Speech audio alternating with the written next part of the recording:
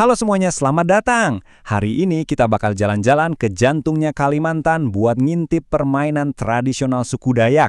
Ini bukan sekedar permainan loh, tapi cerminan kehidupan mereka. Oke, kita mulai dari pertanyaan yang kelihatannya simple tapi dalam banget. Emangnya, apa sih yang bisa kita pelajari dari sebuah permainan anak-anak tentang budaya mereka? Nah, di sini kita bakal lihat bareng-bareng kalau permainan itu bukan cuma buat seneng-seneng, tapi jendela buat kita ngerti cara hidup mereka secara utuh. Jadi, bayangin kita lagi ada di Kalimantan Tengah.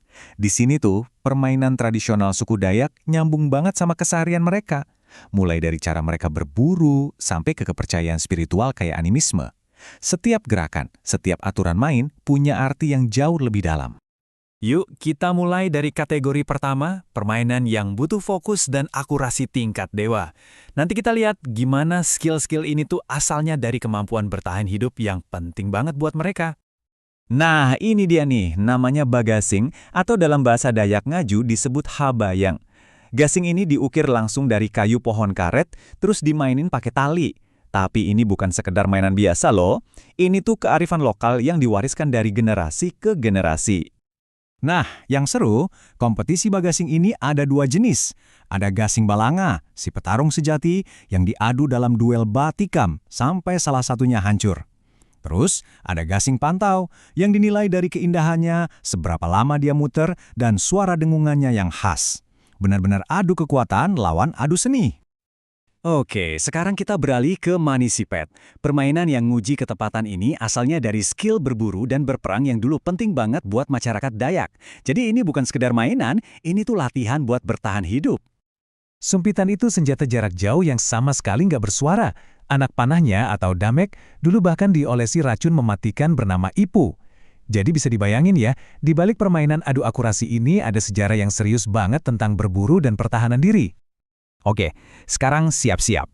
Kita bakal masuk ke permainan yang lebih dramatis dan intens. Permainan yang benar-benar menguji kekuatan fisik dan seringkali punya cerita legenda atau ritual yang kental banget.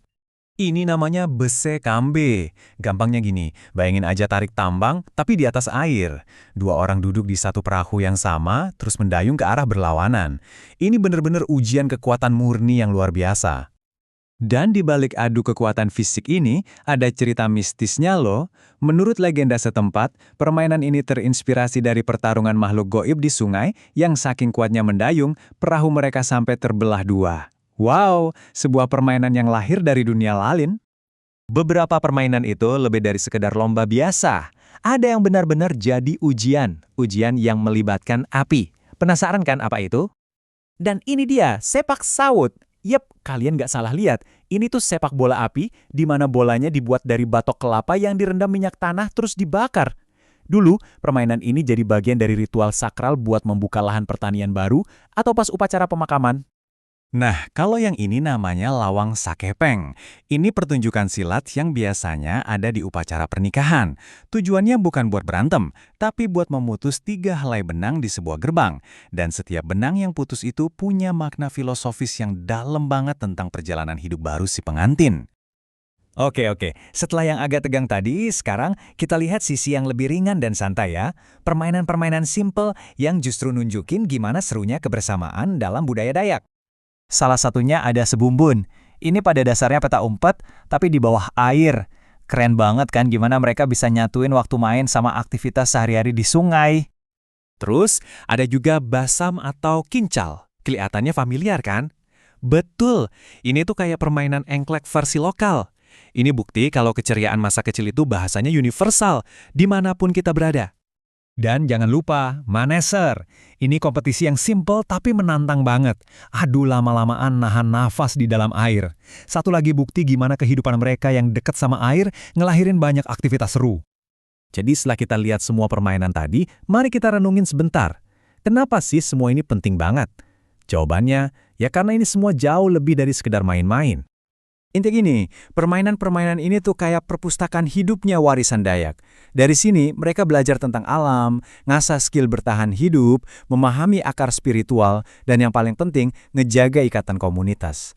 Tapi, sayangnya, warisan budaya ini rapuh banget, dan beberapa permainan kayak Habitik sekarang udah hampir punah. Nah, ini yang jadi bahan renungan buat kita semua. Kalau sebuah permainan tradisional sampai dilupakan, kira-kira apa lagi yang ikut hilang bersamanya? Bukan cuma aturan mainnya kan, tapi juga sepotong sejarah, kearifan lokal, dan bahkan identitas budaya itu sendiri.